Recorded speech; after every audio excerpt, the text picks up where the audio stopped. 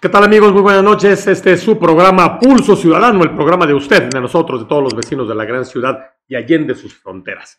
Gracias por estar con nosotros como todos los viernes a las 8 de la noche y minutitos. A veces nos colgamos tantito. Pero bueno, aquí estamos ya nuevamente con usted. Gracias por estar presente y por recomendarnos los temas que a usted le interesen. Aquí aparece nuestro número en el cintillo 55 21 41 09 47, donde nos puede enviar un WhatsApp y nos puede sugerir temas para tratar aquí en el programa de los viernes a las 8 de la noche en Pulso Ciudadano. Le saluda a su vecino amigo Luis Figueroa, le doy la más cordial bienvenida y permítame darle la bienvenida también aquí a mi amigo César Jiménez, quien hoy nos acompaña. Gracias, y que nos hace favor de venir desde un poquito lejos, desde algún municipio ahí del Estado de México. Y bueno, pues me da mucho gusto que pues estés con nosotros, César, porque es compañero universitario de la Universidad Nacional Autónoma de México. Él se ha especializado en derechos humanos y es presidente de JCI. Van a decir ustedes, ¿y qué es eso? Ah, bueno, es la Junior Chamber International. ¿Y qué es eso? Pues ahorita nos va a explicar él. Vamos a decirle que él nos explica, pedirle que él nos explique qué es esto de la JCI.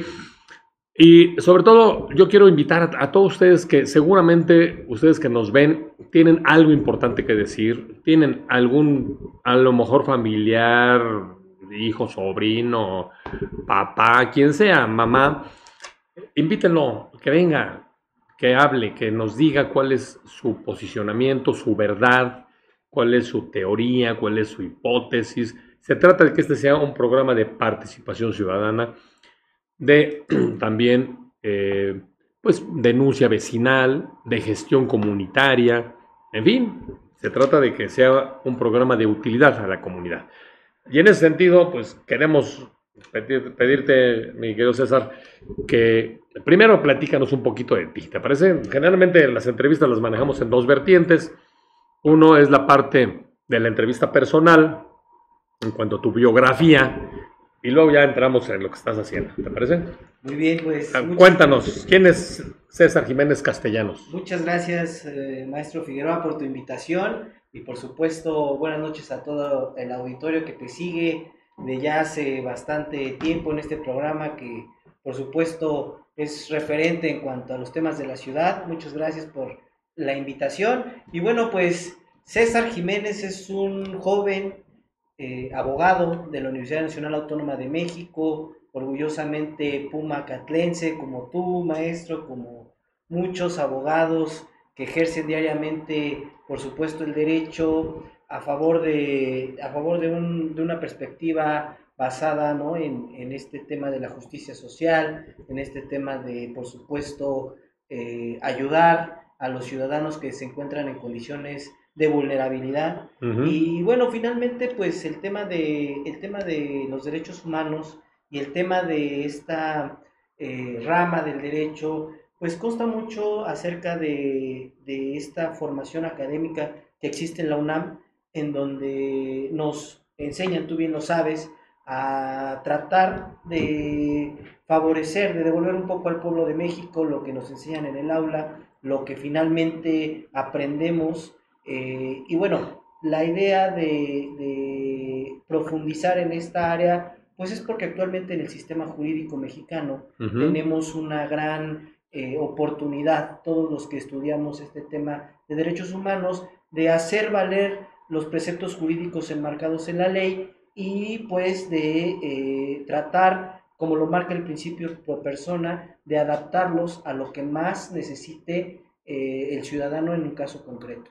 César Jiménez es un joven abogado que participa en iniciativas de carácter social, que está obviamente inmerso en este tipo de proyectos que tratan de acercar y de hacer accesible a la ciudadanía derechos que propiamente a veces tenemos conceptualizados como inalcanzables o como quizá difíciles de conseguir para el ciudadano común, para la persona que no tiene recursos económicos ni por supuesto los medios para hacerse de ese tipo de servicios. Y precisamente el tema de los derechos humanos habla de eso, en un esquema muy sencillo de facilitar, de hacer accesible todos esos servicios que el Estado debe de proporcionar y que realmente por alguna situación no hay, no los tenemos.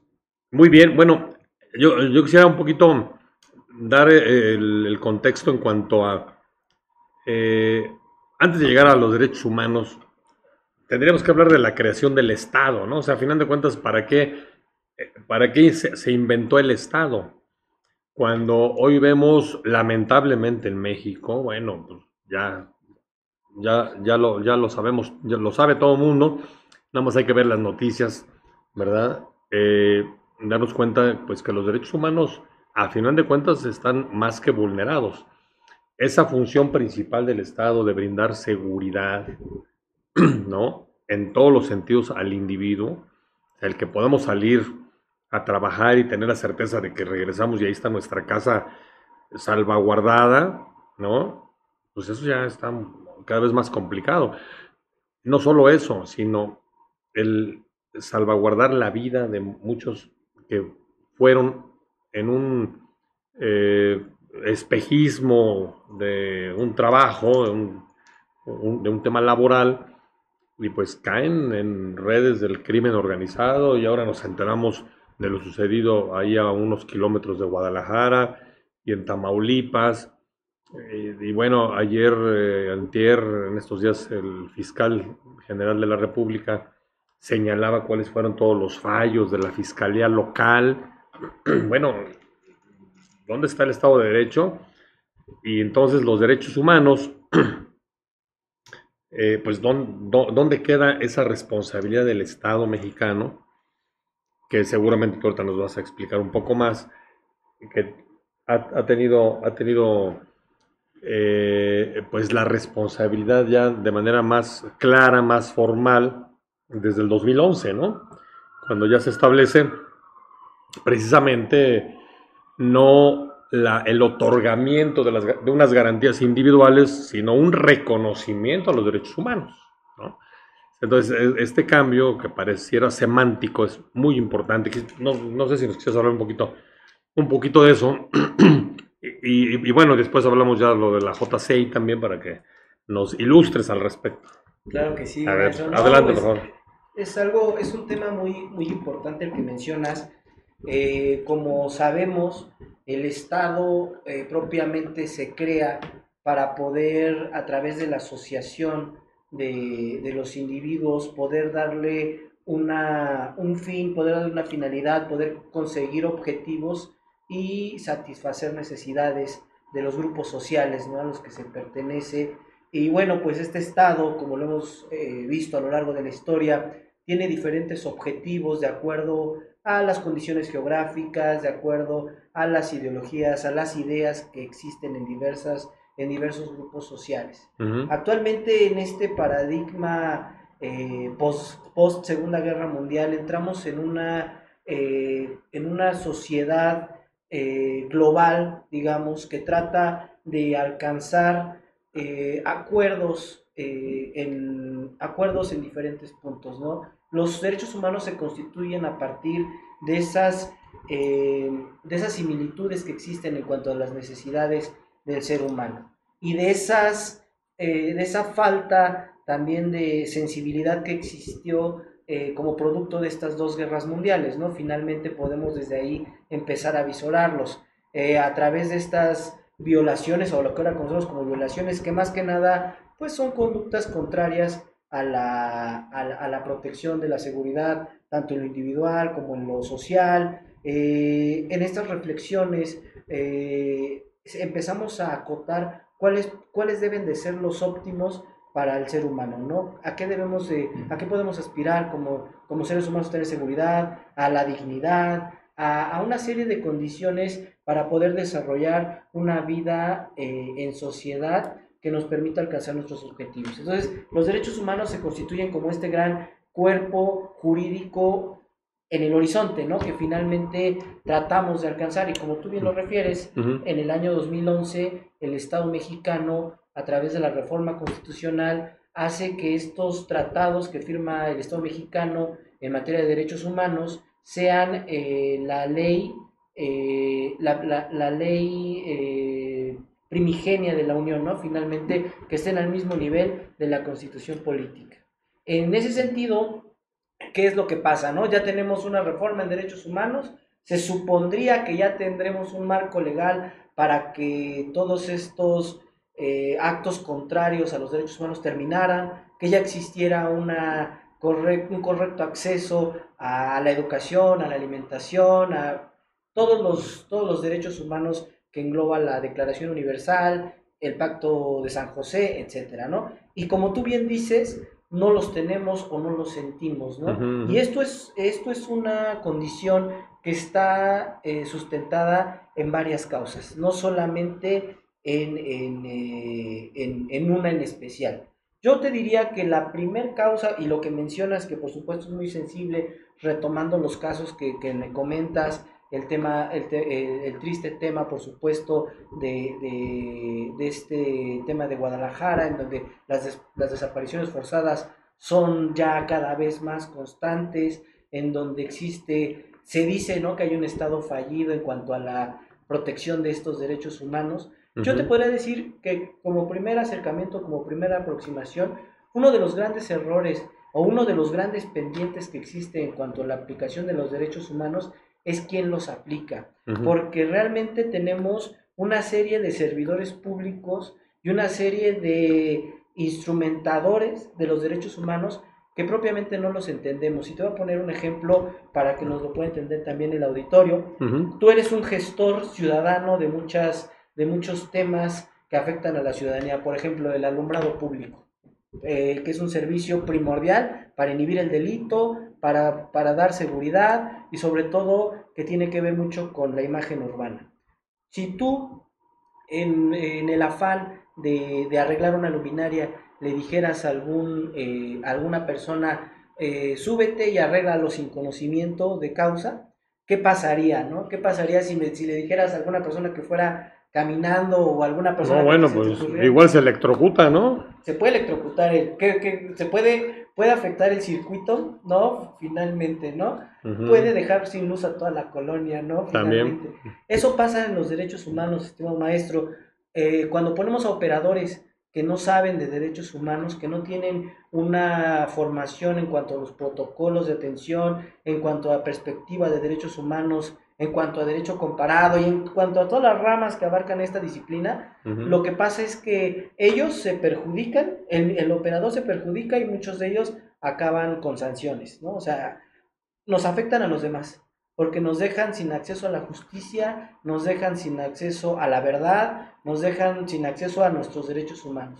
Y finalmente, pues en realidad afectan una serie de núcleos sociales en los cuales la credibilidad del marco jurídico pues no hay. ¿Por qué? Porque estamos poniendo a gente que no entiende estos temas. Entonces, claro, creo que en México hay un verdadero reto, más allá de la norma, que por supuesto es bastante compleja, no es fácil, y si ponemos a operadores que no la puedan manejar y que no la saben ejecutar, creo que es ahí donde tenemos el primer reto. Estamos poniendo gente que no sabe a operar esos temas y a darle seguridad a la ciudadanía. ¿Te refieres principalmente a la titular, acaso, de la Comisión Nacional de Derechos Humanos? Yo creo que me refiero... Porque fue muy cuestionado su reelección, bueno, incluso se dividió el grupo mayoritario en el Congreso y muchos no querían ratificarla, ¿no? Yo creo que es muy loable, maestro, y hacer la reflexión que como luchador social o como luchadora social en su caso, es muy loable, ¿no? La trayectoria de las personas. Pero Bueno, su mamá, su ¿no? mamá, Su y mamá bueno, fue la luchadora social, es ¿no? muy loable, y de los personajes que han estado antes.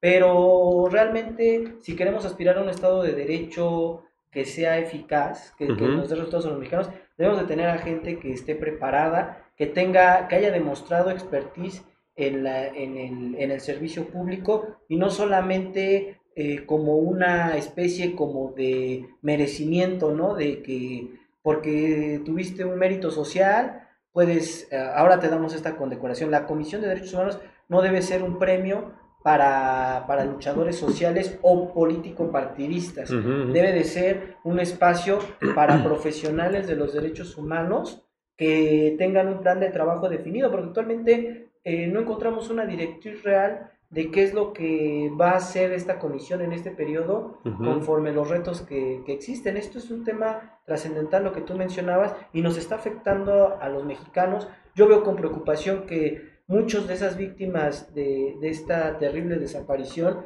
son jóvenes, en su mayoría. Entonces estamos hablando de que no nos están garantizando a los jóvenes una correcta aplicación de la norma jurídica cuando ya está en el papel y solo hace falta gente preparada que lo pueda instrumentar en la realidad sin compromisos políticos partidistas, porque la Comisión Nacional nace de la figura del ombudsman, del defensor del pueblo, que es una figura suiza y europea que hacía contrapesos a los gobiernos centralistas. Exacto.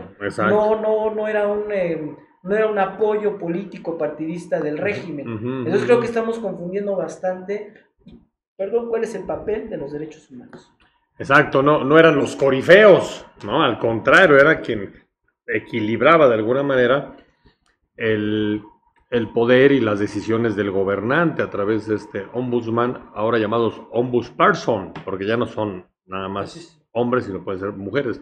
Bueno, el tema a final de cuentas es cómo garantizar que quien esté al frente de una comisión nacional o estatal, ¿verdad?, tenga realmente un compromiso con la materia. O sea, debieran endurecerse, deberían de rigidizarse más los requisitos, o cómo debería ser la forma, porque aquí es el Senado de la República, ¿no?, quien la nombra a propuesta del presidente, ¿no? Sí, yo creo que no solamente en materia de derechos humanos, en muchas materias, maestro, estamos pasando por una selección de servidores públicos que no están preparados para las responsabilidades que tienen. Y no obviamente hablo de la comisión, pero no solamente de ella. Si vemos a los titulares de diversas áreas, su mérito es ser amigos del régimen, ser amigos, hubo operadores, hubo todo menos el tema preparado. Creo que las democracias una situación o una condición de la democracia constitucional es seleccionar a los mejores perfiles a través de un verdadero mecanismo de filtración de conocimientos académicos, por supuesto, pero también de condiciones de perfil y sociales que permitan no solo un perfil, digamos, construido a través de la televisión o de las campañas, sino a través de la práctica, me parece. Y creo que actualmente nuestro país tristemente vive un momento en donde con un falso debate de la democracia hemos legitimado decisiones que yo creo que necesitan muchísimo debate y muchísimo análisis y a los mejores perfiles preparados. Es la verdad, yo creo que es el horizonte como país, que tengamos a los mejores perfiles en los puestos clave, y creo que la Comisión Nacional de Derechos Humanos es un vivo ejemplo. No tenemos los ciudadanos manera de realmente exigir que nuestros gobernantes o representantes, en este caso de la Comisión, tengan una verdadera preparación académica. Bueno, porque ha sido muy importante en estos últimos años cuidar perfiles o promover perfiles que cumplan con el 90% de lealtad y 10% nada más de experiencia o de capacidades o de preparación, vamos a decirlo, ¿no? Entonces, lo que importa es que sean leales a quien los nombra, a final de cuentas, ¿no? Entonces, pues así las cosas. Ahora, regresando un poquito al tema de derechos humanos, temas que nos laceran todos los días y que los vemos ahí en la calle. Es el tema de las personas en situación de vulnerabilidad, en situación de calle. Ya no hablemos de los niños en situación de calle. Y entonces podemos revisar el presupuesto federal, estatal, municipal, en todos los lugares del país, en todas las latitudes, pero hablando de la Ciudad de México, pues vemos que siguen allí y que se invierte y se invierte y se invierte, pero pues ahí siguen. Y por ejemplo el tema de la llamada indigencia, que ahora se les dice personas en situación de vulnerabilidad o en situación de calle, pues yo cada vez veo más. Y llegan y ponen su casita de campaña y ya llegan a vivir ahí.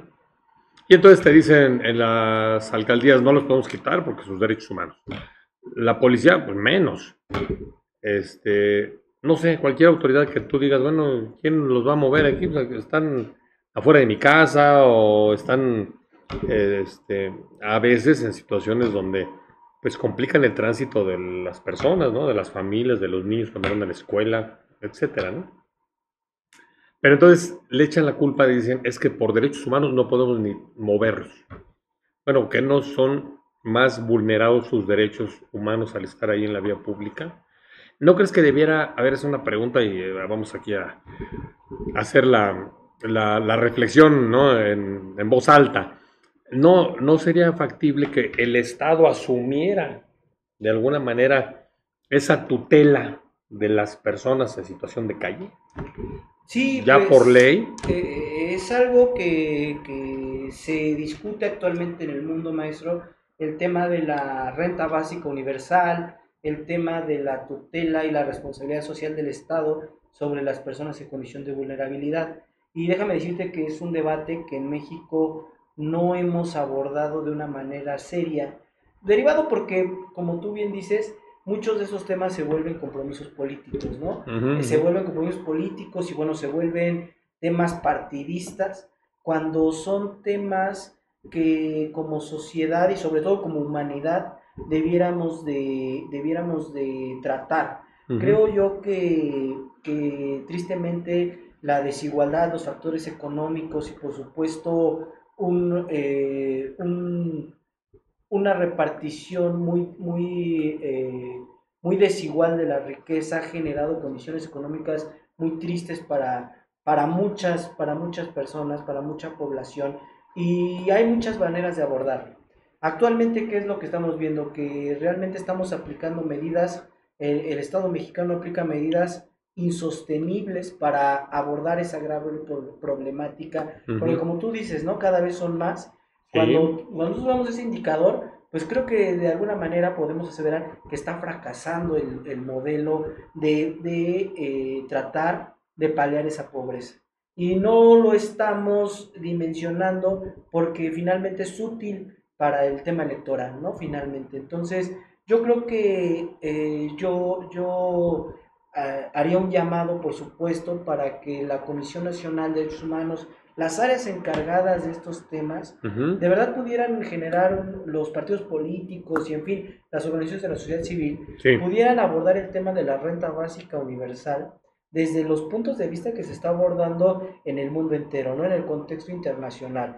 ¿Cuáles y por qué son las causas que se debieran de implementar para este proyecto? ¿Cómo es que pudiéramos generar estrategias a mediano y largo plazo? Porque indudablemente cuando tenemos el problema encima, solamente decimos, no, bueno, es que no los podemos mover, como tú dices, por derechos humanos, pero ¿cuántos derechos ya se les han vulnerado a estas personas? Y realmente no hay una política institucional, no hay una política de Estado que permita crear una agenda para resolver este problema, porque bueno, pues así es como se ha tratado de manejar esta problemática, lo cual me parece que es un enfoque, pues que a todas luces, no lo digo yo, lo dice ahora sí que el pulso ciudadano. El pulso ciudadano, Lo exacto. dice el pulso ciudadano, que Sí. tiene muchas deficiencias, ¿no? Tiene muchas deficiencias y no nos ha sacado, y no vemos una proyección realmente de cómo vamos con el esquema de programas sociales, de la manera que se aplican, cómo lo vamos a poder resolver. Entonces me parece que es un problema internacional, maestro, es un problema que está en todo el mundo y en todas las sociedades, que está vigente en todos los países y que hay muchas discusiones que yo invitaría a que se empezaran a retomar en los medios de comunicación, como es el caso de tu programa, de cómo lo podemos resolver a través de estos planteamientos. Sí, fíjate que está checando que en el Censo de Población y Vivienda del 2020, el INEGI estimó que hay 5.700 personas en situación de calle en México, de las cuales 900, yo creo que se quedaron cortos, están en la Ciudad de México. 900. Bueno, ponle que sean los 900. De todos modos, 900, imagínense ustedes 900 personas viviendo en la calle. Bueno, pues, cuando está el clima templado está muy bien, pero cuando hace frío, hay gente que ha fallecido lamentablemente por esta situación. Pero bueno, son los retos, pues, ¿no? A final de cuentas, yo no sé si el Estado quiera asumir esa tutela, porque otro tema son los albergues. Y pues todo el mundo dice, sí, que los manden a un albergue. Y entonces les dices tú, oye, vamos a poner un albergue al lado de tu casa. No, ¿cómo crees, no? Y hacen hasta manifestaciones porque no quieren un albergue. ¿Cómo poner un albergue de personas en situación de calle al lado de su casa? O sea, nadie los quiere a final de cuentas, aunque todo el mundo diga, sí, mándenlos a un albergue, ¿no? Claro. Y otro tema que va más o menos de la mano, pero bueno, tiene el mismo denominador común de derechos humanos, los migrantes, el trato que reciben los migrantes, ¿no? Un trato inhumano en muchas ocasiones, y ya no me quiero acordar de los que se incendiaron y se murieron asfixiados allá en el norte, porque, bueno, no pasa nada, no pasa nada, ¿no? O sea, se pueden morir ahí 40 migrantes encerrados porque se les ocurrió prenderle fuego a sus colchones pensando que alguien les iba a abrir la puerta y resulta que pues no encontraron la llave, ¿no? Y no pasa nada. ¿Dónde están los derechos humanos, mi querido César? Sí, no, es una condición sumamente triste porque habla de la importancia de que tengamos un esquema material de protección a los derechos humanos, no solamente formal en la ley. Y me parece que todas estas acciones que enumeras, la falta de acceso a la vivienda, la falta de oportunidades que provoca la migración, son temas por supuesto, están relacionados con la falta de estrategias derivadas de los planteamientos de derechos humanos. Es decir, si tú me lo permites, ni una de las ideas o ni uno de los proyectos enmarcados en derechos humanos ha funcionado. Y me parece que una reflexión o la más cercana sería es que este paradigma no sirve o no tiene profundidad. Pero yo pensaría que más bien es un problema de aplicación y de entendimiento. Mucha gente, yo estoy seguro que mucha gente en el auditorio nos puede decir, oye, no sirven los derechos humanos, pero ¿qué son o dónde se aplican o de dónde? Es todavía una investigación pendiente que hay en la sociedad mexicana y creo que ahí también ha fallado la comisión porque uno de sus deberes es difundir, ¿no? difundir. Y yo te voy a decir algo todavía más importante. Los derechos humanos en muchas universidades también se enseñan de manera un poco desapegada de la realidad. Entonces estamos hablando de que toda esta materia de derechos humanos es necesario reorganizarla, porque en la academia se enseña de manera un poco teórica, ¿no? pero también con varios hierros sociales e ideológicos. Y luego cuando se lleva a la práctica, pues se ejecuta de una forma muy contraria a la realidad social. Entonces, realmente creo que entiendo y es entendible el malestar ciudadano porque no lo vemos. Yo empecé a estudiar derechos humanos porque no los veía, ¿no? No sé dónde están los derechos humanos. Entonces dije, bueno, voy a meterme, voy a estudiar porque pues, quiero entender de qué se trata. Entonces, estudiando y dándome la tarea de investigar, pues entendí cuán deformado está esta materia en México, desde la academia, desde la universidad, hasta la comisión, y pasando, y si imagínate, la academia, la universidad, la administración no lo entiende, ¿cómo nos lo va a aplicar un policía que no tiene conocimientos superiores o un servidor público que no está capacitado? Entonces estamos hablando de que todo este círculo realmente ha estado mal aplicado y ha estado mal defendido y se ha convertido en un elefante blanco que creo que no es justo para los jóvenes mexicanos que esté así. Yo creo que eso no lo debemos de permitir porque presupuestalmente y financieramente hay manera de poder reorientar el debate de los derechos humanos, pero sí necesitamos hacer un cambio de paradigma, de ideas, porque no lo estamos viendo en la realidad. Y eso, maestro, tú lo sabes, puede llevar a una inconformidad social, y a un conflicto político, porque no nos estamos viendo. Nosotros estamos como personas físicas, como personas morales, estamos aportando al gasto público para un tema de derechos humanos y no lo vemos. Y no hay, al final de cuentas. Eso finalmente es una válvula Ujú. que poco a poco, yo lo digo aquí en el programa, una válvula social que poco a poco se calienta y se aprieta, y un día puedes representar un problema político Claro. que realmente estamos a tiempo, me parece, de poder empezar a reorientar y poder empezar a enseñar de manera crítica los derechos humanos, porque lo primero que necesita la persona que está al frente de un organismo de derechos humanos es reconocer que falta mucho. Pero si tú le preguntas a algún comisionado, a al subsecretario de Derechos Humanos si hay derechos humanos en México, te va a decir que sí, que Claro. todo está bien. Entonces ahí ya empezamos mal, maestro, ¿no? Entonces hace falta mucho en este tema de los Pero derechos. hace falta mucha capacitación a los servidores públicos, por supuesto, pero al público en general, ¿no? Al pueblo, ¿no? Claro. A la sociedad, para que quede claro que los derechos humanos no son la puerta giratoria, no son el salvoconducto del delincuente, porque muchos así lo ven, ¿no? Y eso que mencionas es un tema muy importante porque así como los derechos humanos se supone en el marco legal garantizan un correcto proceso para detenidos, imputados, fíjate cómo es nuestra sociedad mexicana. Ha habido más desarrollo de investigación por parte del litigante que está de que ya saca a su cliente y él ha sabido más aprovechar esas ventanas que la autoridad.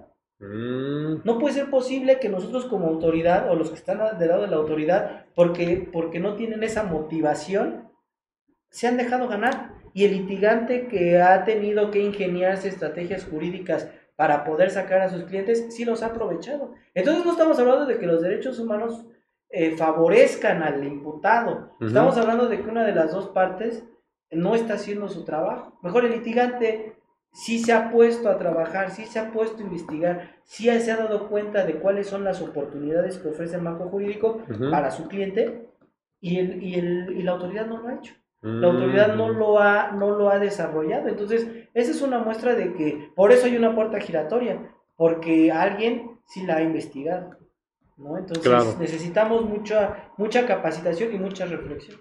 Claro.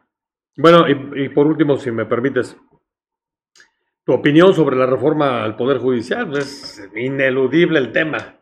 Claro, no, creo que México vive un tiempo, una época de bastantes cambios, de bastantes cambios tanto legales como sociales.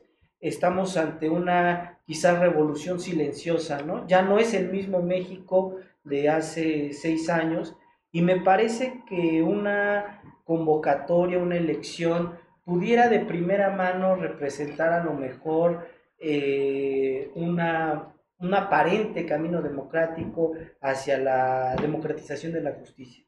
Pero a mí me parece que muchos de estos procedimientos han estado viciados, han estado desviados de su objetivo que es por supuesto la justicia social.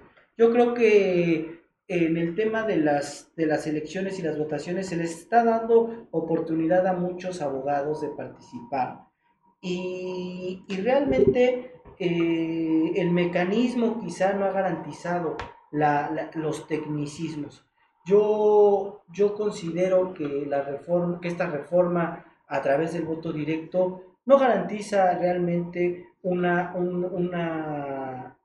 justicia mejor que la que venía desarrollando el Poder Judicial de la Federación. Creo más bien que, por supuesto, es el alineamiento del Poder Judicial al régimen político actual, y que de alguna manera está legitimado sobre el voto popular. Aquí mi principal preocupación como abogado, todos nos hemos dado cuenta de este alineamiento del nuevo Poder Judicial con el régimen. Y bueno, pues finalmente está, yo creo, vinculado a las grandes obras, a los grandes proyectos, a las grandes controversias constitucionales que existen en México. Y esas van a estar dirimidas en ese ámbito. Pero yo me preocupo por la gente que no va a tener la facilidad de poner esos casos en la televisión, de que no va a poder quejarse en algún mecanismo, en algún medio, de la falta de preparación de los jueces que existan. Entonces, a mí me parece que si el pueblo de México ya le dio el voto de confianza a la presidenta Sheinbaum, yo creo que también la presidenta Sheinbaum debiera de dar garantías a través de una visitaduría general del Poder Judicial, de una Contraloría Ciudadana, de mecanismos que permitan... Dentro del Poder Judicial. Dentro del Poder Judicial. Bien. Porque si ya existen esos mecanismos directos, yo me preocupo realmente, maestro, y tú como abogado lo sabes, que se acerca a la gente sin recursos, ¿no? Ajá, sí. Y si no tiene para un recurso, para un abogado, una representación legal, pues mucho menos para expresar su opinión dentro de algún esquema un poquito más de segunda instancia o mediático, ¿no? Entonces, yo creo que, bueno, es una realidad, como abogado es una realidad ya la reforma, pero yo invito a la presidenta a través de tu programa y a esta gente que plantea este tema, que le correspondan al pueblo de México con visitadurías, con procuradurías más fortalecidas, con contralorías a los nuevos jueces, y bueno, pues si se va a hablar de democracia y de equilibrios de poder, que nos pongan el ejemplo. Claro. Muy bien, bueno, pues creo que es muy interesante de ahí tu posicionamiento, porque pues es una reforma que ya está caminando, ya está avanzada. Ahora falta la parte más pues delicada, yo creo que es precisamente la votación sobre una serie de nombres y nombres y nombres y 600 nombres para elegir a un 10%, ¿no? O sea, ¿cómo los conocemos? Y cuando hay 10 opciones de partido político, mucha gente no los conoce o no los conocemos a todos. ¿Cómo hacer para que tengamos una mayor certeza o mejor información, por lo menos, pues de los principales, ¿no? De los que van para ministros o de los que van a ser magistrados? Bueno, el tema ahora del Tribunal de Disciplina Judicial, a mí me parece también, ya lo he dicho aquí en alguna otra ocasión, sí me parece muy delicado, porque se pueden convertir en la Santa Inquisición para los jueces, ¿no? No, y me parece que este tema, este ejemplo que tú dices, es uno de los grandes pendientes que quedan para este tipo de elección, porque finalmente, como el que tú mencionas, y hay muchos otros que hacen patente la falta de publicidad, de transparencia del proceso, que hacen patente la opacidad del mismo, y que bueno, pues cuando nos metemos mucho ya a la reflexión, pues entonces nos dejan esas conclusiones. Yo recuerdo, siendo abogado, mucha gente a veces se acerca el día de las elecciones también, ¿no? Recuerdo un señor de escasos recursos que me decía: es que usted es abogado y quiero que me ayude a votar, porque yo quiero votar porque me motiva el presidente de la República de ese tiempo, Andrés Manuel, a votar. Y bueno, sí, yo le ayudo, porque no quiero que alguien se meta, y sí, como no, con gusto. Ya le dieron sus boletas, y cuando momento que dan las boletas, le digo: pues aquí están las boletas, estas son las opciones, tiene que marcarlas. No, hágame el favor de marcar todo Morena, ¿no? Ayúdeme con todo Morena, todo Morena. Y ¿sí? En ese momento yo pensé, bueno, pues esa es entonces, él está de acuerdo sin saberlo en los candidatos a jueces, en los candidatos del partido, está de acuerdo en todo, solamente por esa idea, ¿no? Quiere decir que en México no tenemos un análisis selectivo, de filtrado, de qué estamos votando. Y mucha gente va a votar así este domingo, ¿no? Y ni saben de qué se trata. Ni saben de qué se trata, entonces es un tema muy pues, sociológico. Es un gran reto. Yo aquí lo he platicado con algunos aspirantes a ser ministros o magistrados, y es un gran reto. Es algo evidentemente inédito, y si para elegir entre 10 de las elecciones tradicionales con logotipo de partidos es difícil conocerlos a los 10, ahora imagínense un listado donde no vienen fotos, no vienen marcas de partidos, en fin, muy ciudadana según, pero a final de cuentas las personas creo que no van a salir a votar en una gran mayoría y creo que se está, pues no sé, alguien me decía que pues hasta parecería plan con maña, ¿no? De que no quieren que vaya a haber tanta votación, ¿no? En fin, muy bien, mi querido César Jiménez, pues algo más que quieras tú comentar, algún tema que quieras compartir, que todo México se entere, a lo mejor, no sé, a lo mejor hay, ya alguna situación que quieras dar a conocer, no sé, No, pues agradecerte mucho el tema de tu programa y algún bodorrio en puerta. ándale. Sí, Ya estoy comprometido. sí, no. Que nos invite el maestro Figueroa a alguna fiesta. Ujú. Solamente mencionar, por ejemplo, el tema de la Cámara Junior, que es un mecanismo. Cierto, lo dejamos al final.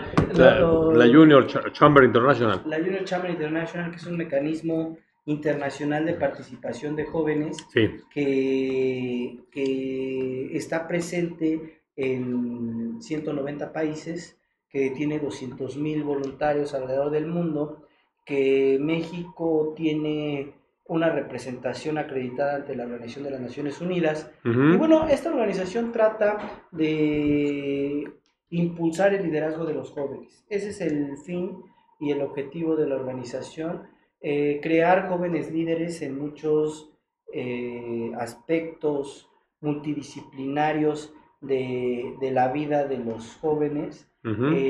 Impulsa iniciativas de negocios, impulsa iniciativas sociales, y la idea de la Junior Chamber International es crear una red de contactos interna en los países y por supuesto a nivel internacional para poder generar impacto en las comunidades. Es un área de oportunidad importante que yo retomo y por supuesto participo y hago mía esa causa por estar muy compaginada con los objetivos de la Organización de las Naciones Unidas y que permite que los jóvenes puedan explorar ese talento desde diversas latitudes y desde diversas disciplinas. Entonces, sí quería hacerlo patente de tu auditorio porque nos encontramos en un proceso en donde estamos agrupando, integrando diversos perfiles para poder generar impacto en las comunidades, ¿no? Entonces, muchas veces como agentes sociales de cambio tenemos que generar alianzas con este tipo de organizaciones para permitirnos llegar a más ciudades, a más gente y poder hacer eco de las demandas de los jóvenes que muchas veces no están representadas ni en los partidos políticos, ni mucho menos en nuestros gobernantes, y que sí necesitamos hacer patentes en la opinión pública, por ejemplo, en la academia, y que muchas veces no encontramos un espacio de expresión.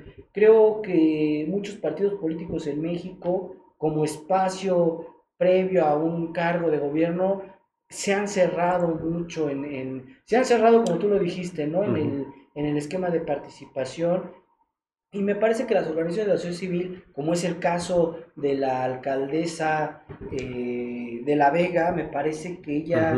Ale Rojo de la Vega. Ale Rojo de la Vega. Nuestra alcaldesa en la Cuauhtémoc. La alcaldesa... Saludos, alcaldesa, saludos. Es un vivo ejemplo de que las organizaciones sociales, como las estrategias que ella implementó en materia de seguridad, son viables para poder conseguir objetivos de impacto en la comunidad. Entonces, yo por eso me siento muy contento de participar el día de hoy en tu programa, porque me parece que es una puerta de expresión que deriva, ¿no?, de estos temas sociales. Tú has sido un abogado que ha tenido una lucha social de muchos años y creo que abrir estos espacios representa una ventana para los jóvenes. Entonces, las organizaciones sociales creo que están tomando un nuevo resurgimiento a partir, pues, del agotamiento de nuestros instrumentos políticos tradicionales, que realmente pues han tenido que recurrir a perfiles ciudadanos Ujú. para los cargos de elección popular, como es el caso de la alcaldesa y como es el caso de gobernadores y como es el caso de muchos perfiles en la política mexicana. Y me Sí. parece que pues si ya tenemos esos vehículos podemos fortalecerlos a través de este tipo de organizaciones y crear una verdadera gama de participación social. Yo como joven no encuentro espacio de participación en partidos políticos y realmente pues es muy preocupante, ¿no? Que los que se dicen vehículos para la participación política sean Ajá. obstáculos para la misma, Se ¿no? convierte en Se eso, ¿verdad? convierten en Sí, sí, obstáculos, sí. ya el joven que quiere participar en política tiene que torear a estos institutos para poder llegar a un cargo político, con lo cual pues estamos hablando de la degeneración de la democracia. O sea, estamos completamente en un esquema de abandono para la participación política de los jóvenes. Entonces ahí radica la esencia y la importancia de organizaciones como la Cámara Junior Internacional, en donde estamos dispuestos a aglutinar causas sociales y voluntades para poder tener un impacto a través de representantes populares y a través de empresarios que puedan hacer iniciativas responsables. Somos Ujú. la única organización, mi querido maestro, que da el sello a gobiernos y empresas de organización juvenilmente responsable. ¿Qué quiere Ah, ok. decir? Que Ujú. estás comprometido realmente con los jóvenes, ¿no? Claro, Que les claro. das una oportunidad y tú eres una de ellas. Hemos visto empresas socialmente Así responsables, es, ¿no? Eso sí. así es. Pero esta vertiente hacia los jóvenes, pues creo que es algo muy importante, sobre todo para que le den apertura. ¿Qué otro tema también va de la mano en cuanto a los que han participado en los programas de Construyendo el Jóvenes, Construyendo el Futuro? Y que hay un reclamo de las empresas, de los negocios que los aceptan y que pues son los avales de que van a aprender algún oficio, algún arte, algo.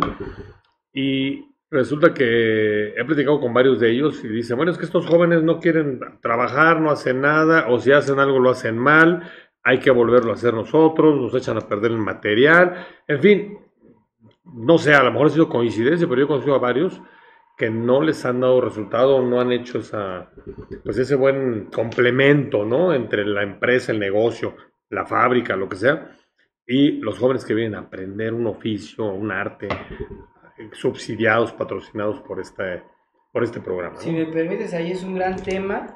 Creo que México lo que necesita son líderes. Ujú. Creo que México lo que necesita son líderes y este programa me parece que está replicando el círculo en donde el joven no tiene un papel protagónico dentro de una iniciativa. ¿Cómo le pedimos a un Mm, joven que se responsabilice de X tarea cuando no cree en ella? O sea, cuando lo está claro. haciendo por un mero beneficio económico, que es muy necesario, que es un estímulo, pero a mí no me sorprende que este programa fracase porque los jóvenes el día de hoy, en el siglo XXI, quieren ser líderes, quieren encabezar causas, quieren innovar dentro de sus organizaciones, instituciones o trabajos, y este programa los subsume a entregar su fuerza y su tiempo a patrones qué bueno que algunos sean disruptivos e innovadores, pero no creo que sean la gran mayoría. Y algo más preocupante todavía, maestro, es que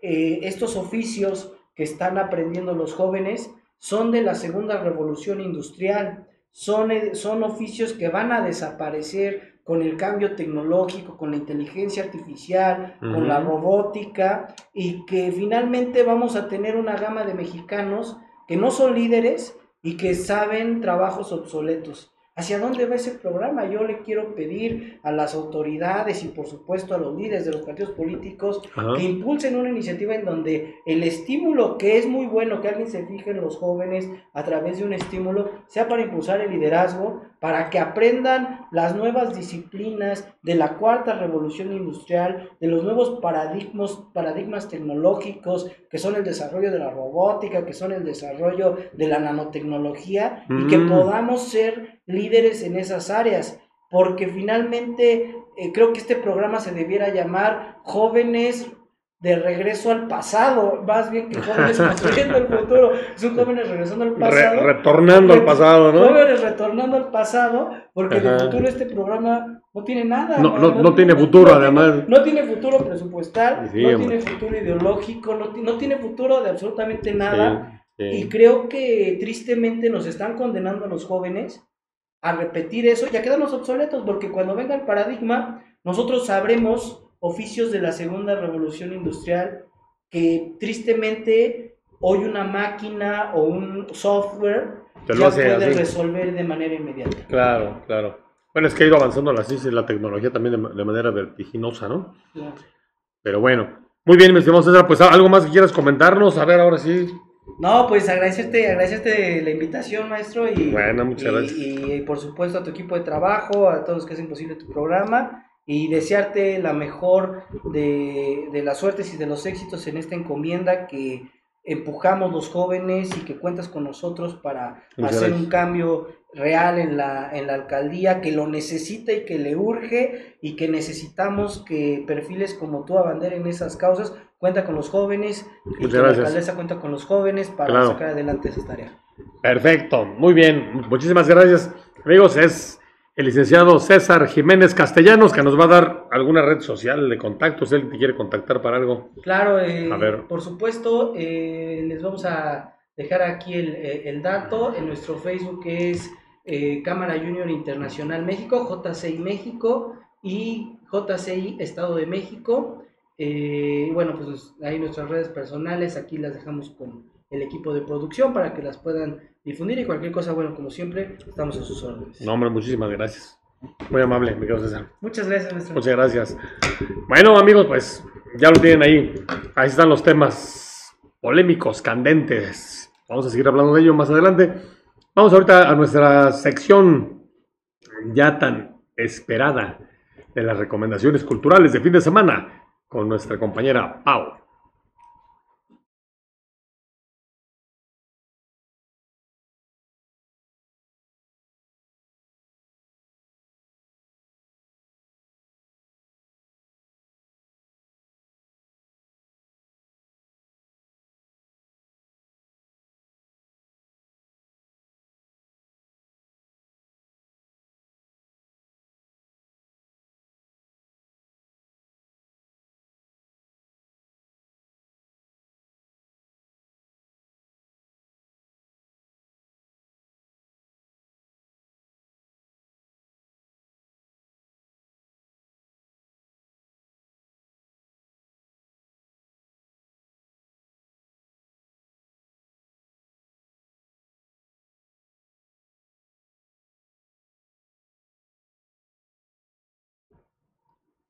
Muy bien, Pau, bienvenida. ¿Cómo estás? Hola, buenas. ¿Qué tal? ¿Cómo te pinta el fin de semana? ¿Cómo viene? Con mucho amor, mucha felicidad. ¿Y muchas actividades culturales? Actividades culturales. Ah, muy bien. A ver, ¿a dónde nos vas a invitar? Bueno, para este fin de semana tenemos la invitación del Museo Casa de las Mil Muñecas en Avenida Chapultepec número 420 en la Roma Norte. Es un horario de 10 de la mañana a 5 de la tarde, de martes a domingo, con una entrada general de 150 pesos únicamente. También tenemos la invitación del Museo del Chocolate, que se encuentra en la calle Milán número 45 en la colonia Juárez, con una entrada general de 80 pesos. Y bueno, estudiantes e INAPAM de 55 pesos. También de martes a... No es cierto. Este museo nos brinda las visitas de lunes a domingo en un horario de 11 de la mañana a 7 de la noche. Y bueno, ¿El del chocolate? El del chocolate. Ah, muy bien. Con un taller de chocolate en metate. Vámonos, muy bien. Bueno, aparte de degustar, bueno, el delicioso chocolate que nos brindan ahí en su cafetería. Y bueno, y con también... el boleto de entrada te dan un chocolate, ¿o no? No. Todavía no llegamos a tanto. Todavía no llegamos a tanto. Muy bien. Pero también tenemos la cata del chocolate y el cacao. Ahí en el qué rico. museo. Bueno, y hablando de teatros, tenemos en el Teatro Gabriel Bárcenas, Covacha de Bufones, la obra de Huelum, Cómo Ujú. pasar matemáticas sin problema. Vámonos. Es para este sábado 22 de marzo a las 7 de la noche y domingo 23 de marzo a las 5 de la tarde. El teatro se ubica en Ruiseñores número 30 en el Parque Residencial de Coacalco. Muy bien, y si les dicen que van de parte nuestra, ¿va a haber algún descuentito? ¿Algo así? Claro, Ah, bueno, para que les digan que van de parte de Pulso Ciudadano. parte de Pulso Ciudadano, sí, claro. Muy bien. Y bueno, solo recordándoles una vez más, haciéndoles la invitación para Ujú. la visita al Museo de Frank Mayer, en donde tenemos aún bueno, mejor dicho, hasta el 6 de abril, Ujú. la exposición de Diseña México, y bueno, con una entrada general de 120 pesos. Y recuerden que la entrada es de martes a domingo en un horario de 10 de la mañana a 5 de la tarde. Muy bien. Y la salida también. No solo la entrada. Muy La bien. salida también. ¿Qué más? Bueno, Oh, ¿ya? por hoy tenemos esas 4 invitaciones, sí, claro. 4 invitaciones para este fin de semana, así que aprovechen. ¿No? Aprovechemos a salir en Aprovechemos. familia, por favor. Claro, por supuesto. Pues muchas gracias, Pau. Te esperamos la próxima semana. Estaremos aquí haciendo invitaciones para nuestro próximo fin también. Muy bien, claro que sí. Pues ya nos vamos, amigos. Muchas gracias por favor de su atención. Gracias en la producción a Yolanda Paredes, a Axel Apolonio, que está atento siempre a que todo ocurra sin sobresaltos. Y yo les espero el próximo viernes a las 8 de la noche en otro Pulso Ciudadano, el programa de usted, de nosotros, de todos los vecinos de la gran ciudad y allende sus fronteras. Se despide de ustedes, su vecino amigo Luis Figueroa y también Pau, por supuesto. Hasta la próxima. Hasta luego.